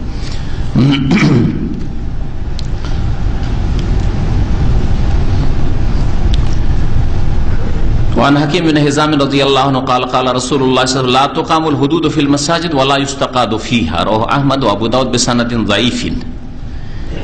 হাকিম বিন হিজাম রাদিয়াল্লাহু তাআলা আনহু থেকে বর্ণিত, তিনি বলছেন যে রাসূলুল্লাহ সাল্লাল্লাহু আলাইহি ওয়াসাল্লাম বলেছেন লা তুকামুল হুদুদ ফিল মাসাজিদ, মসজিদের ভিতরে ইসলামের দণ্ডবিধান, হুদুদ হুদুদ মানে ইসলামের দণ্ডবিধান, হদের বহুবচন হাদ, হদ মানে আল্লাহ পাকের পক্ষ থেকে কোন পাপের অন্যায়ের উপর যে দুনিয়ার শাস্তি নির্ধারিত করা হয়েছে, যেমন চোরের শাস্তি হাত কাটা, জেনার শাস্তি যদি অবিবাহিত 100 কোড়া লাগানো, যদি বিবাহিত হয় তাহলে রজম করা, কেসাস হত্যার বদলে হত্যা, এগুলো হচ্ছে কি হুদুদ। হুদুদ আর শাস্তি নির্ধারিত যদি না থাকে, আর অসৎ লোকদেরকে তাদের পাপ থেকে ফিরানোর জন্য যদি শাস্তিমূলক ইসলামিক সরকার কিছু শাস্তি দিয়ে থাকে, কিন্তু শরীয়তে নির্ধারিত নেই এরকম শাস্তি, তবে ইমামুল মুসলিম খলিফাকে এরকম ইখতিয়ার আছে যে অন্যায় বেড়ে যাচ্ছে, যেমন গান বাজনা করছে, গ্রামে গান বাজনা করছে, 25 জুতা লাগে না, আমাদের সেগুলো বিচার চালিশ হয়, বিচার চালি গ্রামের লোক করছে, এটা আইনগত সমস্যা। কিন্তু যদি সরকার করে তো অবশ্যই সরকারের ইখতিয়ার আছে, 25 জুতা কেন, সে 50-100 লাঠি দৌড়াও লাগাতে পারে ইচ্ছা। এটাকে কি বলা হয় বলতে পারেন? এটাকে তাজির বলা হয়, হুদুদ আর তাজির। যদি দণ্ডবিধান নির্ধারিত হয় তাহলে তার নাম হচ্ছে হুদুদ, আর যদি নির্ধারিত না হয় সরকারের উপর ন্যস্ত করা হয়েছে যে যেমন যেই রকম অপরাধী ওকে ওই রকম পানিশমেন্ট দিতে পারো, তাহলে এর নাম হচ্ছে তাজির। মসজিদের ভিতরে দণ্ডবিধান কায়েম করা যাবে, তাহলে মসজিদে চোরের হাত কাটা যাবে না, মসজিদে কিসাসের বাস্তবায়ন করা যাবে না, মসজিদে কোড়া মারা যাবে না, বেত্রাঘাত করা যাবে না জেনাকারীদের জন্য ওকে, অথবা যে মিথ্যাপবাদ যে দিল, জেনার মিথ্যাপবাদ দিলে কত কোড়া মারতে হবে, হ্যাঁ কতটি বেত্রাঘাত করতে হবে, 80টা, মসজিদে করা যাবে না। ওয়ালা ইউস্তাকাদু ফিহা, আর এতে প্রতিশোধ নেওয়া যাবে না, কিসাসের বাস্তবায়ন করা যাবে না। কাওয়াদুন থেকে ইস্তিকাদা, কাওয়াদ বলা হয় কিসাসকে। ইমাম আহমদ, আবু দাউদ এই হাদিসটিকে বর্ণনা করেছেন, এর সনদ হাফিজ বিন হাজারের মতে তিনি বলছেন বেসানাদিন দাইফিন, দুর্বল সূত্রে বর্ণনা করেছেন। কিন্তু হাদিসটিকে অন্যান্য ভাষ্যকাররা বলেছেন যে হাদিসটা একাধিক সূত্র থেকে আসায় আর হালকা দুর্বল হওয়ায় হাসান লেগাইরিহি, হাসান লেগাইরি হালকা দুর্বল হাদিস যদি বিভিন্ন সূত্র থেকে আসে সনদ থেকে, তাহলে সেটা কি হয়ে যায় হাসান লেগাইরি সর্বনিম্ন গ্রহণযোগ্য হাদিস। 4 রকমের হাদিস হচ্ছে গ্রহণযোগ্য, সহিহ লিজাতিহি, সহিহ লিগাইরি, হাসান লিজাতিহি, হাসান লিগাইরি। এই লেখক হাফিজ হাজার রহমতুল্লাহ এখানে যাই বলেছেন, কিন্তু তার একটি কিতাব রয়েছে তাখরিজের হাদিসের সহিহ যঈফের, তালখিসুল হাবির, তাতে বলছেন লা বাসা বিসনাদি, এর সনদ অসুবিধা নেই, মানে চলে, অসুবিধা নেই, মানে হাসান, তাহলে কমপক্ষে হাসান লাগাইরি। তাহলে একজন আলেমের একাধিক মত, এত বড় বড় আলেম মুহাদ্দিসদের, ইমাম হাফিজ হাজার রহমতুল্লাহ আলাইহির যদি হইতে পারে, তো আমাদের যদি হয়, এতে আমার আইবের কথা কোথায়?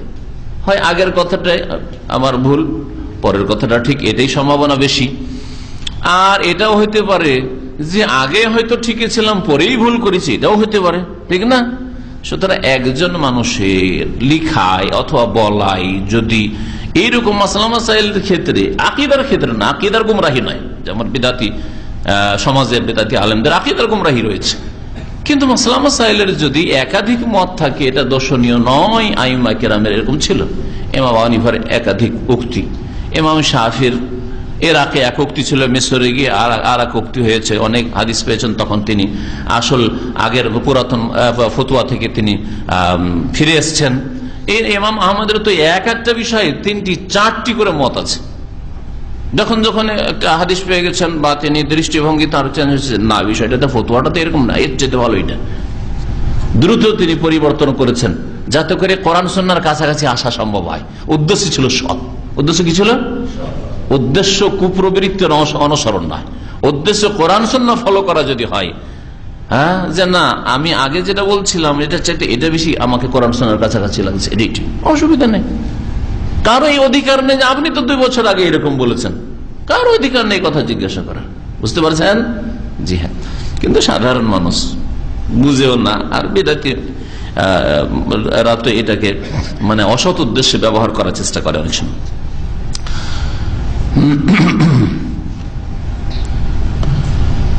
হাদিস যখন হাসান লেগায়, সুতরাং এর উপর আমল রয়েছে, সুতরাং দণ্ডবিধান কায়েম করা মসজিদের ভিতরে যাবে না। জি। وعن عائشة رضي الله عنها قالت أصيب سعد يوم الخندق فضرب عليه رسول الله صلى الله عليه وسلم خيمة في المسجد ليعوده من قريب متفق عليه। আয়েশা রাদিয়াল্লাহু তাআলা আনহা থেকে বর্ণিত, তিনি বলছেন যে সাদ ইবনে মুআয রাদিয়াল্লাহু তাআলা আনহু, যে আনসারীদের নেতা একজন সাহাবী ছিলেন প্রখ্যাত, তিনি আহত হয়ে গিয়েছিলেন। ওসিবা মানে ওসিবা বেজুরুহিন, জখম হয়ে গিয়েছিল, আহত হয়েছিলেন খন্দকের যুদ্ধে। ইয়াউমুল খান্দক, খন্দকের দিনে, মানে পরীক্ষা খননের যে যুদ্ধ হয়েছিল, আহজাবের যুদ্ধ যার অপর নাম, খন্দকের যুদ্ধে তাকে একটা তীর লেগেছিল, এসে গলার একটা রগে লেগেছিল, যাতে রক্ত বন্ধ হচ্ছিল না। ফাজারাবা আলাইহি রাসূলুল্লাহ সাল্লাল্লাহু আলাইহি ওয়াসাল্লাম খাইমাতান ফিল মসজিদ, রাসূলুল্লাহ সাল্লাল্লাহু আলাইহি ওয়াসাল্লাম তার জন্য একটি তাঁবু লাগিয়ে দিয়েছিলেন, তাঁবু পেতে দিয়েছিলেন মসজিদে, মসজিদে তাঁবু লাগিয়ে দেওয়া হয়েছিল। তাহলে হাদিস দ্বারা আমরা জানতে পারলাম যে মসজিদে বিশেষ কোন মানুষের জন্য তাঁবু লাগিয়ে দিয়ে এই জায়গায় থাকবেও করতে পারে। মসজিদে অসুস্থ ব্যক্তিদের অবস্থান জায়েজ, মসজিদে যে কোনো মানুষের প্রয়োজনে রাত কাটানো জায়েজ। অসুস্থ মানুষকে রেখেছে মানে শুধু দিনে থাকবে রাতে থাকবে না, হ্যাঁ, শুধু জেগে থাকবে ঘুমাবে না, শুধু প্রয়োজনে মসজিদে ঘুমানো জায়েজ। এই মানে ইমাম বুখারী রাহমাতুল্লাহ অধ্যায় কায়েম করেছেন যে সাহাবায়ে কেরামরা হিজরত করে আসতেন, আর আসার পরে বাড়ি ঘর বেশ কিছুদিন ধরে থাকতো না, বরং আসহাবে সুফার কোনো বাড়ি ঘরই ছিল না, মসজিদেই খাওয়া দাওয়া, যা কিছু পেলেন না হলে আসেন মসজিদে, নবীর কাছে কিছু শিখা সাল্লাল্লাহু আলাইহি ওয়াসাল্লাম শিখা, আর মসজিদেই ঘুমানো, ইবাদত বন্দেগী মসজিদে ঘুমানো, মসজিদে তো প্রয়োজন মসজিদে ঘুমানো জায়েজ, যুবক হলেও জায়েজ। কেন মসজিদে তার জন্য তাঁবু লাগিয়ে দিয়েছিলেন, অথচ অসুস্থ ব্যক্তি ছিলেন, রক্ত বইত তার ক্ষত থেকে, লিয়াউদাহু মিন করিব, যাতে করে নিকট থেকে রাসূলুল্লাহ সাল্লাল্লাহু আলাইহি ওয়াসাল্লাম তার পরিচর্যা করতে পারেন, বিমার পুরসি করতে পারেন, তার খোঁজ খবর নিতে পারেন যে সাদ কেমন আছে। বাড়িতে থাকবে, বাড়ি দূরে, নবী করিম সাল্লাল্লাহু আলাইহি ওয়াসাল্লাম দিনের দাওয়াত নিয়ে ব্যস্ত, প্রতিদিন গিয়ে দেখা একজন রোগীকে, তার খোঁজ খবর নেওয়া হয়তো সম্ভব হয় না, কিন্তু মসজিদে থাকলে 5 ওয়াক্ত নামাজ পড়তে আসেন, নামাজ পড়তে এসে নামাজটা পড়ার পরে বা নামাজের আগে একটু দেখে নিলাম কেমন আছো, ভালো আছো, কি অবস্থা, হয়ে গেল। ইয়াদাতুল মরিজ, যে মুমিনের হক, এই হকটা আদায় হয়ে গেল।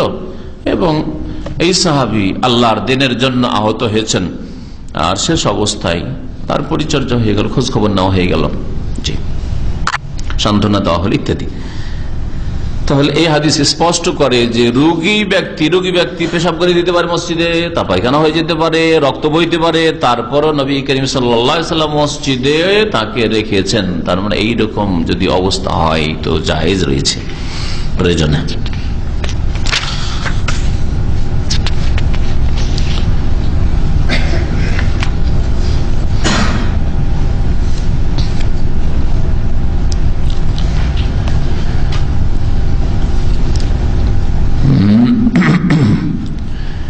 وعن عائشة رضي الله عنها قالت رأيت رسول الله صلى الله عليه وسلم يسترني وأنا أنظر إلى الحبشة يلعبون في المسجد الحديث متفق عليه।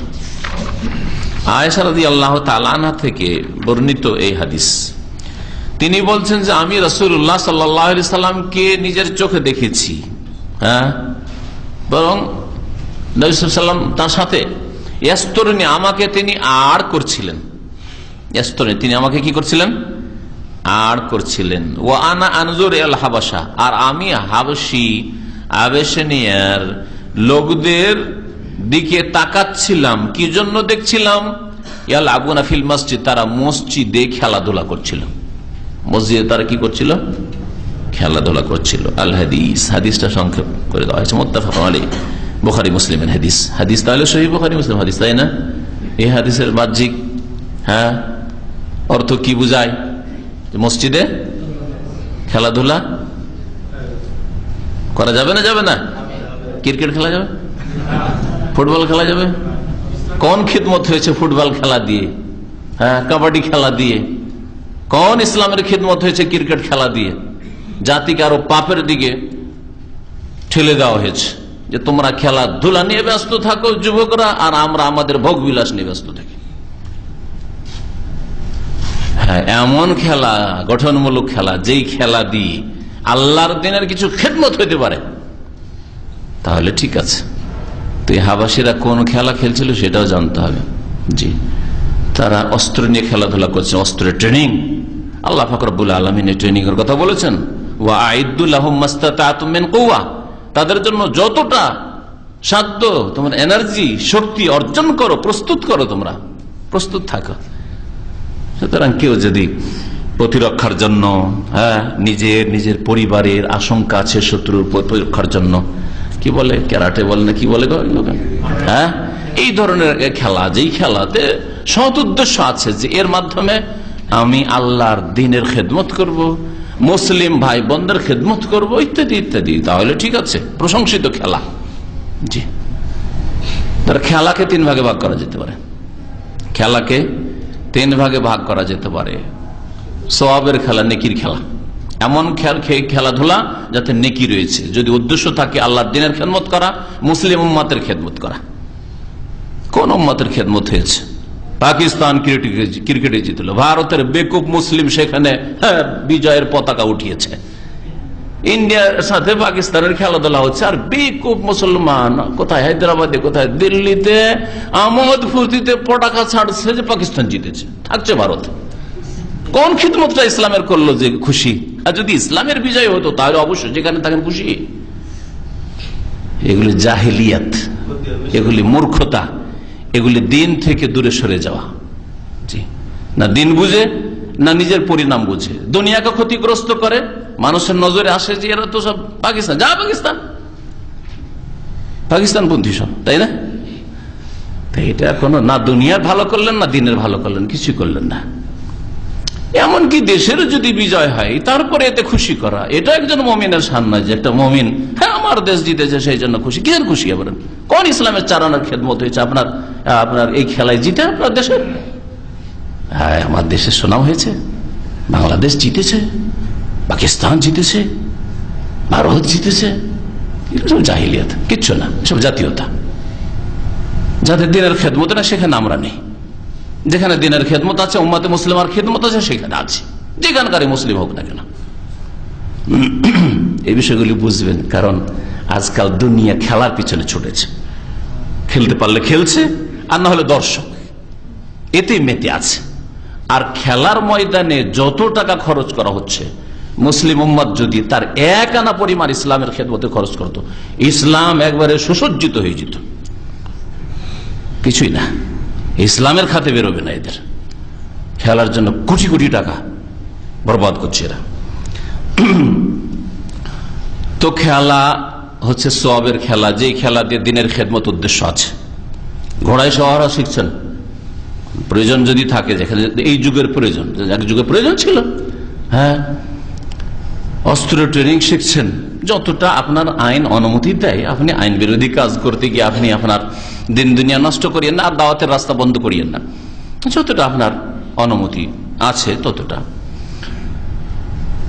আর এক রকম খেলা হচ্ছে বৈধ খেলা, যাতে শরীর চর্চা হইল, আর একটু খেলাধুলা করলাম, সারাদিন পড়াশোনা করছি ছাত্র অথবা শিক্ষক, সারাদিন এই কাজ করছি, চাকরি করি, 8 ঘন্টা ডিউটি করলাম, যা একটু সমুদ্রের বিচে গিয়ে একটু খেলে আসি।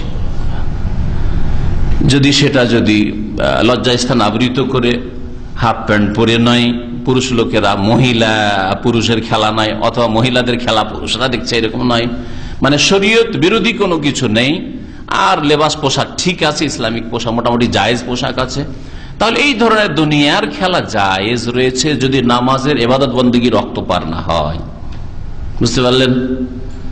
আর তৃতীয় প্রকারের খেলা হারাম খেলা, নাজায়েজ খেলা, যেই খেলাতে শরীয়ত বিরোধী কাজ আছে, অথবা খেলার কারণে আল্লাহর দিন থেকে, আল্লাহর নামাজ থেকে গাফিল হয়ে যাচ্ছে। ক্রিকেটের খেলা 4 ঘন্টা 5 ঘন্টা চলতেই আছে, কেউ খেলছে কেউ খেলা দেখছে, নামাজ গেল কোনো পরোয়া নেই। সারা রাত ধরে স্ত্রীকে ছেড়ে দিয়ে ও সারা রাত গিয়ে রাস্তায়, যাদের বাড়িতে টিভি না করে সারা রাত রাস্তায় দাঁড়িয়ে দাঁড়িয়ে বেকুব গুলো ওই খেলা দেখছে। জায়েজ নাই সব খেলা, বুঝতে পারছেন? অনেকে কিন্তু খেলার খুব নেশা রাখেন, খেলার পাগল।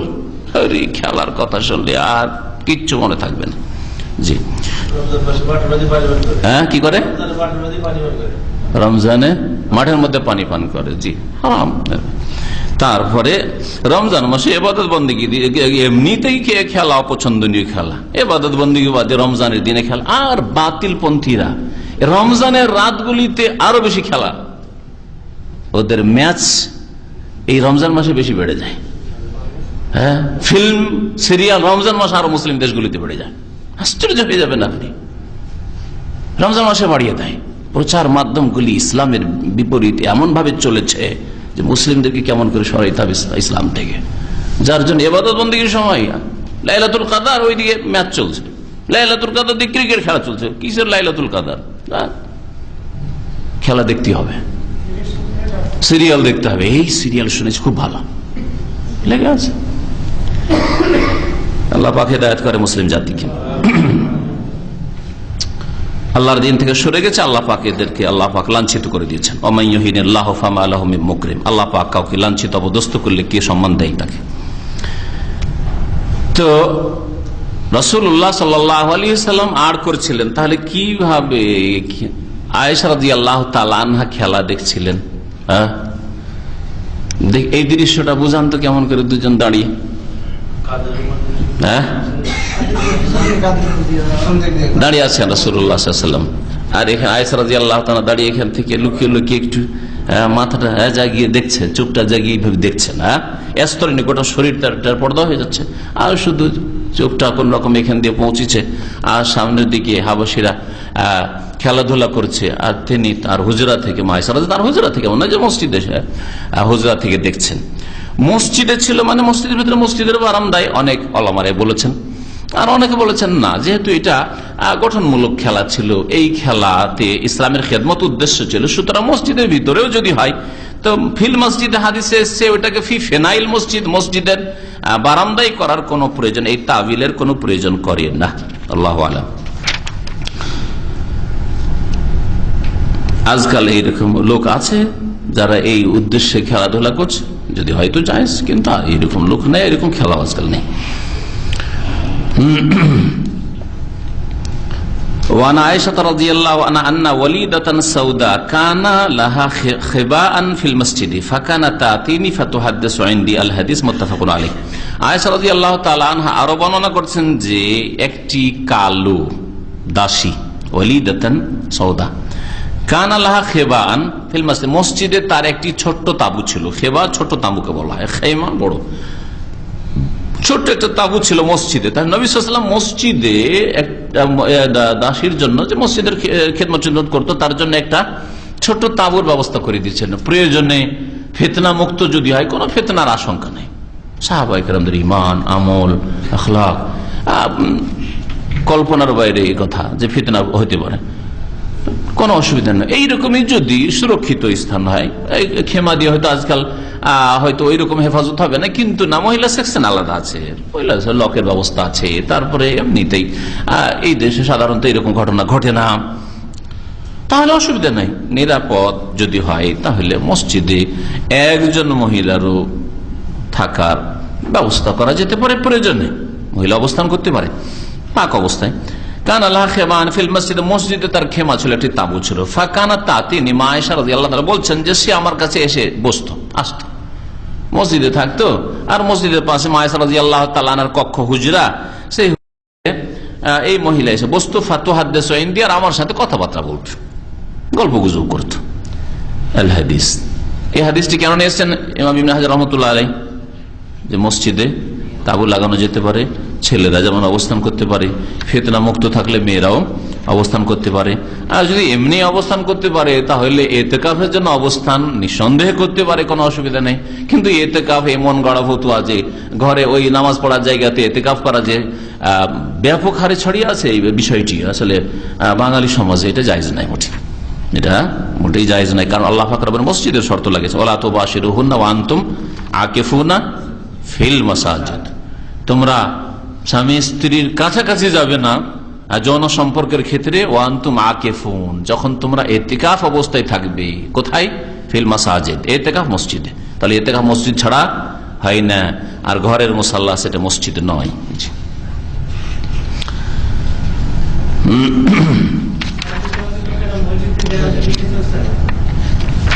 আর কয়টা হাদিস আছে?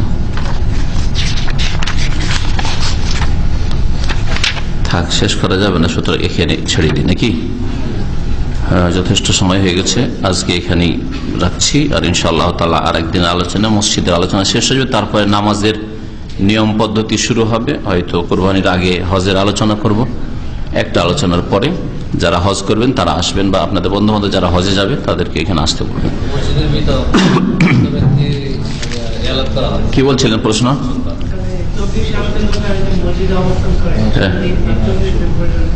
হ্যাঁ, মসজিদে অবস্থানের যে মসলা আছে আপন জায়গায় ঠিক আছে, এটা কোনো নাজায়েজ কাজ নাই। কিন্তু কি উদ্দেশ্যে করে, উদ্দেশ্য যদি অসৎ হয়, বিদাতি উদ্দেশ্য হয়, সেজন্য জায়েজ নাই। চিল্লা, এই চিল্লার সফর যেহেতু বিদাত।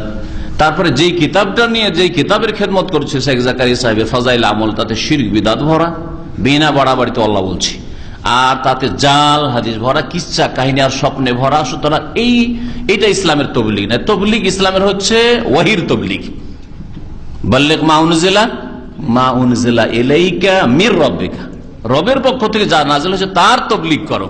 সুতরাং এই তবলিগ জামাতের ভাইরা যদি কোরআন কারীম নিয়ে, রসুলের হাদিস নিয়ে যদি তবলিগে যেত, আর 40 দিন না বাঁধতো, যে আমাদের যার যতক্ষণ সময়, একদিন সময়, একদিন, 3 দিন, 5 দিন, 7 দিন, 10 দিন, যে যা পারবেন আসেন, থাকেন। আর জ্ঞানীরা আসেন, যারা ইসলাম বুঝেন তারা আসেন, জাহেল মূর্খরা না। আর এসে লোকজনকে শিখান, লোকজনকে ইসলামের শিক্ষা দেন, তাওহীদের শিক্ষা দেন, সুন্নতের শিক্ষা দেন, নামাজের শিক্ষা দেন। তাহলে এর বিপরীত বলতাম না, আর এর বিপরীত উলামায়ে হক বলতেন না, বিদাত বলতেন না, বরং বলতেন যেটা দিনেরই খেদমত। বুঝতে পেরেছেন? জি। তো শুধু তবলিগ জামাতের হোক আর অন্য কোন জামাতেরই হোক, যে কোনো মুসলিমের হোক, মসজিদে অবস্থানের যদি ফতোয়া জিজ্ঞেস করেন তাহলে মসজিদে থাকা জায়েজ। বুঝতে পেরেছেন? মসজিদে থাকা জায়েজ। কিন্তু মসজিদে থাকছেন কি উদ্দেশ্যে? ইন্নামাল আমালু বিন্নিয়াত। আপনি বিদাতের প্রচার করতে এসেছেন মসজিদে, না দেবো না মসজিদে প্রচার করতে বিদাতের, এটা ঠিক আছে। বিদাতের প্রচারের জন্য দেবো না, আর মসজিদে শুইতে দেবো না, আর বিদাতটাই বুঝলেন না, শুধু শুইতে দেবো না, মসজিদে থাকতে দেবো না, না, এটা ইসলামের ফতোয়া নাই। যেটা হক সেটা হক বলতে হবে। তাবলীগ জামাতের সেখানে রাত কাটানো, থাকা, রাত দিন কাটানো জায়েজ, কিন্তু কোরআন হাদিস নিয়ে যদি রাত কাটায় তো, আর চিল্লার শর্ত না লাগে তো, 3 মাস না হয় 3 দিন, এই সব যদি এটাকে তাআব্বুদ না মনে করতে, ইবাদত না মনে করতে, যে 3 দিন এটা ইবাদত, 2.5 দিন চলবে না, 4 দিন চলবে না, 40 দিন ইবাদত, এটাতে 38, 39 চলবে না, 3 মাস ইবাদত, এই তাআব্বুদের কারণে এটা বিদআত। তাআব্বুদ না মনে করে যদি কোন এলাকাতে 10 দিন 5 দিনও আছে, কোন এলাকায় 7 দিনও আছে, কোথাও 40 দিনও আছে, তাহলেও বিদআত হইতো না। কথা বুঝতে পেরেছেন? হক কথা সবসময় বলতে হবে, যদিও অন্যের কাছে থাকে। আর কারো যদি ভুল থাকে, নিজেরও যদি ভুল থাকে বলতে হবে, নিজের লোকদের ভুল থাকে, নিজের ওস্তাদের ভুল থাকে, তবুও প্রয়োজনে বলতে হবে। কোন কাওয়ামিনা লিল্লাহি শুহাদা বিল কিসতি ওয়ালাউ আলা আনফুসিকুম, আল্লাহ কোরআনে বলছেন তোমরা ন্যায়সঙ্গত সাক্ষ্য প্রদান করবে, কথা বলবে, শুহাদা বিল কিসত, ন্যায়সঙ্গত ইনসাফের সাক্ষী দেবে তোমরা, ওয়ালাউ আলা আনফুস, যদিও তোমাদের নিজের বিরুদ্ধে হোক না কেন। আমার বিরুদ্ধে যদি হয় তবু বলবো, আপনার বিরুদ্ধে হলে বলবেন, বাপের বিরুদ্ধে হলে বলবেন, আমার বাপের আকীদা ভুল, খবরদার আমার বাপের আকীদা নিয়েন না। বুঝতে পেরেছেন? জি। ওয়ালাউ আলা আনফুসিকুম, মযহাব ফরজ নয়, সুন্নত নয়, আর সেটাকে ফরজ মনে করলো, সুতরাং সেটা বিদাতি ধারণা, বিদাতি আকীদা রাখলো। ভাই জিজ্ঞেস করেছেন ইন্টারনেটে যে কেউ যদি মনে করে যে মযহাব ফরজ আর ওই আকীদা নিয়ে মারা যায়, তাহলে এমন একটা জিনিসকে ফরজ মনে করলে যেটা ফরজ করেনি, সুতরাং এটা বিদআত। কোন কোনো কিছু ফরজ নাই ফরজ মনে করলেন, সুন্নত নাই সুন্নত মনে করলেন, তো বিদআত।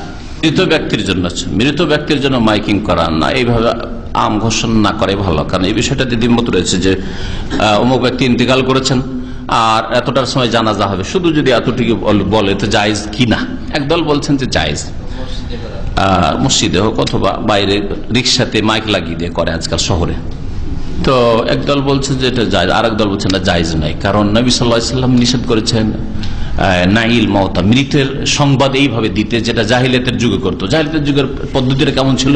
উঁচা পাহাড়ে বা একটা উঁচু জায়গায় দাঁড়িয়ে যেত আর চিৎকার করে বলতো, শোনো অমুক সাহেব মারা গেছেন, তার এই অবদান ছিল, সে এই ছিল সেই ছিল।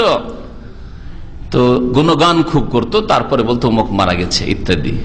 এটাকে নিষেধ করা হয়েছে, জাহিলিয়াতের চরিত্র বলা হয়েছে বা আমল বলা হয়েছে। তো এর সাথে সাদৃশ্যতা যারা বলেছে এটা মাইকিং করার, তারা বলছে জায়েজ নাই। সুতরাং মেসেজের মাধ্যমে অথবা লোক পাঠিয়ে অথবা আর কোনো পন্থায় জানাজায় হাজির হওয়ার জন্য অমুক সময় জানাজা হবে খবর দিয়ে দেন, SMS করে দেন ইত্যাদি, সবচেয়ে ভালো। তাহলে দ্বিমত থেকে বেরিয়ে গেলেন। আর এক দল বলছেন না, ওই জাহিলিয়াতের চরিত্র গুণগান করলাম না, অমুক সাহেব আলেমের দিন ছিলেন, মাশাআল্লাহ তার অনেক খেদমত রয়েছে, আল্লাহ পাক যেন তার রহম করেন, এইসব না করে শুধু বললেন যে অমুক সাহেবের ইন্তেকাল হয়েছে আর তার জানাজা হবে আজকে আসর পরে অথবা জোহর পরে, অসুবিধা নাই ইনশাআল্লাহ, এরকম বললেন। শুধু এতটুকু বললেন, আল্লাহু আলাম। কারণ উদ্দেশ্য হচ্ছে জানাজার লোকেরা বেশি বেশি যেন আসে আর জানতে পারে। কারণ অনেকের আফসোস হবে জানতে পারলাম না যে কখন জানাজা হলো। এসব বিদাতি তরিকা, লাশকে সামনে রেখে বিদাতি ভাইরা অনেকে বলে যে আচ্ছা বলেন তো আপনারা সাক্ষী দেন, সবাই সাক্ষী দেন। কারণ একটা হাদিসে 40 জন সাক্ষী যদি ভালো সাক্ষী দেয় তাহলে কি চলে যাবে? জান্নাতে যাবে। তাহলে তো আচ্ছা বলেন আপনারা যে এই লোক কেমন ছিল, লোক কেমন ছিল? আরে সবাই তো বলে ভালো ছিল, ভালো না হইলেও বলে ভালো ছিল, তাই না? এভাবে জিজ্ঞাসা করলে তারপর আজকালকার এই লোকদের সাক্ষী চলবে। জীবিত অবস্থায় ইসলামিক আদালতে সাক্ষী দিলে কমের পক্ষে আদেল হইতে হবে, মানে সত্যবাদী হইতে হবে, নামাজি তো হইতেই হবে, 5 ওয়াক্ত সত্যবাদী হইতে হবে, আর কাবিরা গুনাহ থেকে বাঁচা লোক হইতে হবে। আজকাল অধিকাংশ জানাজাতে যেসব লোকেরা আসে প্রায় তো বেনামাজি, শতকরা 90-95টা তো বেনামাজি, আধা নামাজি। তাহলে এদের সাক্ষী চলবে? জীবিত অবস্থায় আদালতে সাক্ষী চলছে না, আর মৃতর ক্ষেত্রে বলে দিল যে হ্যাঁ লোক খুব ভালো ছিল, জান্নাত পেয়ে যাবে। মিথ্যা কথা। আল্লাহর নেক বান্দারা, পরেশগার লোকেরা নিজ নিজ বাড়িতে রাস্তায় চলছে, বলছে লোকটি ইন্তেকাল করেছেন, ভালো মানুষ ছিলেন, আল্লাহ যেন রহম করেন তারা। এটা হলো সাক্ষী, আল্লাহর কাছে নোট হচ্ছে। কতটা সাক্ষী হলো, কত লোক ভালো বললো, হ্যাঁ নোট হচ্ছে আল্লাহর কাছে। আর এই লোকগুলি শাহাদাত কবুল করা যাবে না যাবে না, আল্লাহর কাছে নোট হচ্ছে। আল্লাহ রাজনৈতিক নেতা আর তাদের খেয়েছে, ভোগ বিলাস করেছে, হ্যাঁ আমাদের নেতা এই ছিল সেই ছিল, এই ছিল সেই ছিল, কিছু ছিল না, ঠিক না? পাপ করে গেছে, অশ্লীলতা ছড়িয়ে গেছে, জাতিকে ধ্বংসের দিকে ঠেলে দিয়েছে, পাপের দিকে ঠেলে দিচ্ছে, দেশকে বেহায়াই বেপরদার দিকে ঠেলে দিচ্ছে।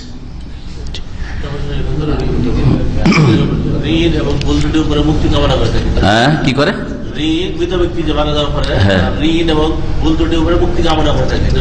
যদি জানাজার এটা আর একটা করে যে ভাই যদি এর উপর কারো দাবি দাওয়া থাকে, টাকা পয়সা আপনারা পান তো মাফ করে দেন, না মাফ করে দেন বলবে না। যদি কারো ঋণ থাকে, কেউ যদি পান, টাকা পয়সা পাওনা থাকে, তাহলে বলবেন আমি পরিশোধ করে দেব, আমি তার ছেলে বলছি, আমি তার ভাই বলছি, আমি তার জামানত নিচ্ছি, পরিশোধ করে দেবো, এই কথা বলবেন। বুঝতে পেরেছেন? এটা বললে অসুবিধা নেই, বললে অসুবিধা নেই। নবী করিম সাল্লাল্লাহু আলাইহি ওয়াসাল্লাম জিজ্ঞেস করতেন দাফনের আগে বা জানাজা পড়ার আগে, হাল আলাইহি দাইন, বরং ইমাম সাহেব জিজ্ঞাসা করবেন ভাই এর উপর কোন ঋণ টিন আছে, জিজ্ঞেস করবে। ইমাম যদি জিজ্ঞেস করে তো জিজ্ঞেস করবে, এটা নবী সাল্লাল্লাহু আলাইহি ওয়াসাল্লামের সুন্নাত। নবী সাল্লাল্লাহু আলাইহি ওয়াসাল্লাম ইমাম তখন ছিলেন জানাজার, জিজ্ঞেস করতেন। আপনি জানাজা পড়াবেন, আপনি জিজ্ঞেস করুন। যদি কেউ বলে যে হ্যাঁ আমি পাবো টাকা, এই টাকা দেন, না হলে ভালো লোকেরা জানাজা পড়বে না। নবী সাল্লাল্লাহু আলাইহি ওয়াসাল্লাম পড়েন, নেক লোকেরা জানাজা পড়ে, সাল্লু আলা ওরা নামাজ পড়ো। ইমাম সাহেব পরেশগার আলেম ওলামা বলবে যে ঠিক আছে আমরা জানাজা পড়বো না, শাসনমূলক, তোমরা পড়ে নাও জানাজা। এটা হচ্ছে নবী সুন্নাত সাল্লাল্লাহু আলাইহি ওয়াসাল্লাম। বুঝছেন না? জি। কি ফিতনা শুরু হয়েছে? ফ্যাশন শো, ইসলামিক ফ্যাশন কি? আরে দেশের চরখাইতে বলতেন ইন্দোনেশিয়া, দেশে পাপে ভরা দেশের খবর না ইন্দোনেশিয়া। হ্যাঁ কি করেছে? হ্যাঁ তো কি হয়েছে? মানে সুন্দরী প্রতিযোগিতা না কি বলতে চাচ্ছেন? শয়তানের দল সব।